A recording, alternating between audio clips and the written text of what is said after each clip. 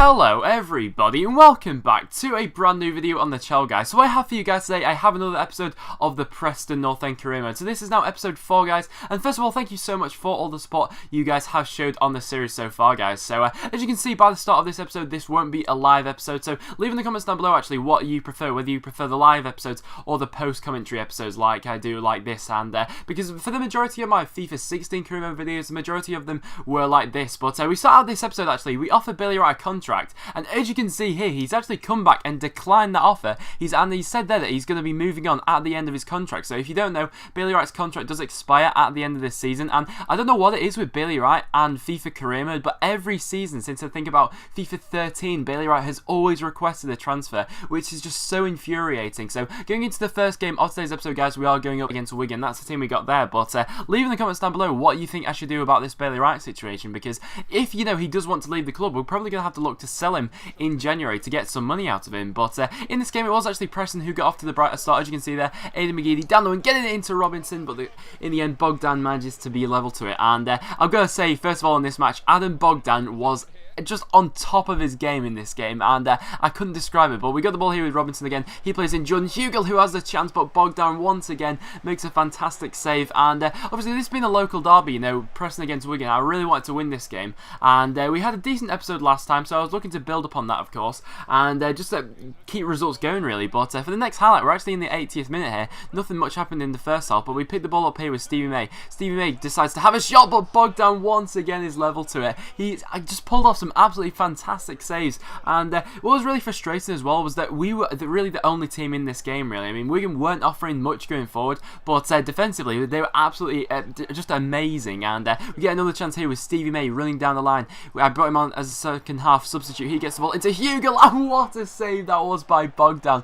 I thought that was a guaranteed goal as the ball came into Hugill there. That's just the sort of area where Hugill needs to get the ball. He headed it in there, as you can see, he flicks it towards goal, but Bogdan makes a fantastic save just to punch it away from his net. And in the end, that was actually how that game did finish. A really annoying one, that one, because I really did want to win this match, but in the end it did actually finish 0-0. So of course we'll need to improve upon this, and I think what this shows more than anything is we're going to need to be a lot more clinical going forward in future games. So after that disappointing game against Wigan, I decided to simulate the next match we then have against Birmingham. So coming up against Birmingham, this was always going to be a tough match. Obviously we drew this match in real life, and I actually went to this match. The vlog is on my channel, guys, but coming up against Birmingham, it was always going to be a tough game, but we actually do manage to nick a point from this one. As you can see there, Callum Robinson getting on the score sheet, and I'm looking to grow him quite a bit this season. So going into our next game we then have, guys, is against Aston Villa. So this is the team I decided to go for Aston Villa. I decided to switch up the formation a little bit, go for a 4-3-3, be a bit more direct than we were against Wigan, and hopefully that would pay off for us. But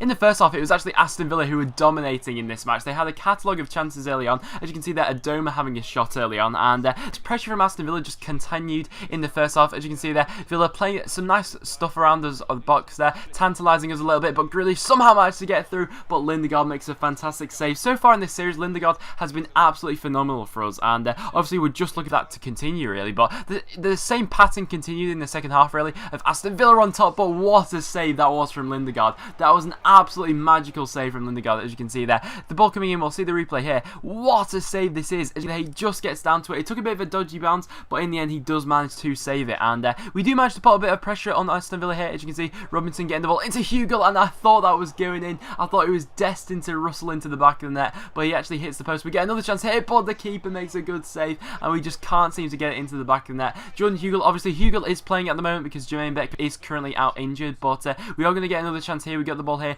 with Robinson. Robinson looking to do a bit of trickery. He finds the ball into Jordan Hugill, who shoots and manages to find the back of the net. Jordan Hugill manages to get his first goal of the season. It's about time because he has had a lot of chances so far, but in the absence of Jermaine Beckford, Jordan Hugill is the man who steps up, and it's quite reminiscent, really, this of real life, actually, because obviously in real life at the moment, Jermaine Beckford is out injured, and Jordan Hugill has been Preston's main source of goals, and that's just what happened in this career mode, guys. Jermaine Beckford's been out injured, and that's a fantastic finish there from Jordan Hugill. More of that we'd like to see this season, guys, but in the end, that was actually how that match did finish in the end there. As you can see, Mackinock almost getting a header to make it 2-0, but I was definitely definitely going to take that. I would have taken anything really against this strong Aston Villa side, considering how good they are actually on FIFA. But a fantastic result for Preston in the end, manages to get all 3 points for us. So straight after that match did actually finish, guys, we get Bailey Wright coming to us about leaving the club, and he actually says he's less adamant about leaving the club than he was when he previously spoke to us. So as you can see, that there is still a little bit of hope, I suppose,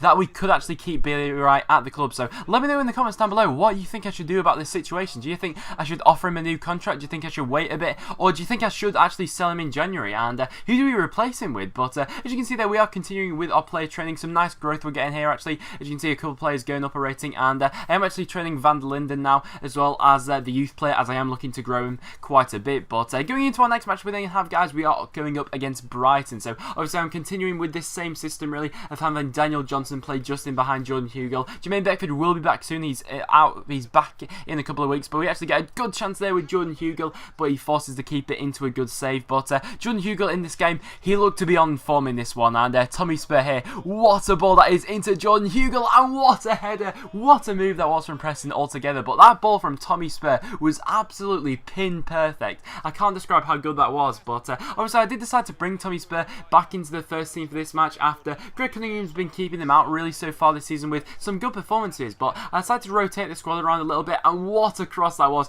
Hugill's header was fantastic, but that cross was absolutely exquisite. But Brighton get a good chance there with Bruno, but Lindegaard once again is level to it. He's really keeping us in this game so far, and obviously we just played Brighton in real life, so to get a victory in this would have been fantastic. But Lindegaard throws the ball out there that we don't manage to clear our lines, and Rohanins, what a goal that was actually in the end.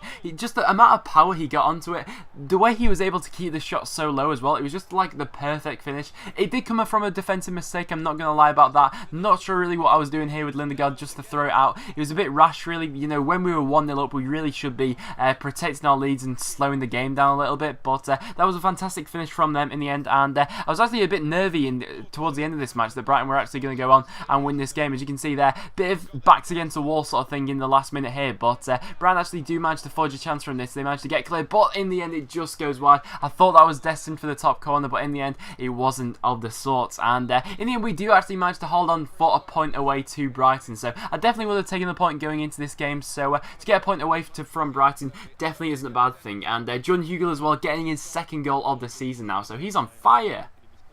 So after that match, guys, had finished, our next game is actually against Huddersfield. So we're now up to date with the fixtures in real life, guys. Obviously, we are playing Huddersfield tonight, guys. So if you are watching this video before the game, let me know what you think will happen tonight. Or if you are watching after the game, also let me know in the comments down below what you did think of the game, guys. But going into this game, guys, I actually decided to switch around the team a little bit. I decided to go for a 4-4-2 formation. As you can see, Jermaine Beckford is back. We do have him on the bench, but I decided to try Jordan Hugill and Stevie May as a striker partnership, guys, and try and get that 2 up front. I'm also playing Daniel Johnson on the left-hand side, as someone in the comments actually suggested that in the last episode, and they said that that worked for them. So I thought, you know what, I'll go ahead and give that a go. And from the early on, you know, Daniel Johnson looked very lively cutting inside. As you can see, they're just about putting it wide. Honestly, I thought that was going to go in. Cutting inside from the left-hand side onto from the right-hand side, sorry, with his left foot. He just looks absolutely deadly from that range. And I thought that was destined for the top corner, but it just wasn't to be this time. And we actually get another chance here. I decided to bring Ben Pringle into this game, as Callum Robinson was suffering from a bit of fatigue in this game, and from the last pile up of fixtures, and Ben Pringle actually does get a chance here as the ball falls to him. He rifles it towards goal, but it was a fantastic save from the Huddersfield keeper in the end. And we were actually looking for a win in this match, as Huddersfield in this career mode are currently in the relegation zone, so definitely looking for a win in this game. And we actually get the ball here with Ben Pearson. He plays a nice ball into Jordan Hugill. Hugill in the box, and he manages to finish it. What a goal that was. I decided to do something a bit unorthodox, which I don't normally do, but I decided to hit it near post, and in the end it actually worked out, and everything that Jordan Hugill seems to be touching at the moment seems to be turning into goals. He's scored 3 goals this season now. All 3 of them have come in this episode. That was a fantastic finish. Really squeezed it in between the 2 posts there, but as you can see here, Ben Pearson already on a yellow card, puts in a rash challenge.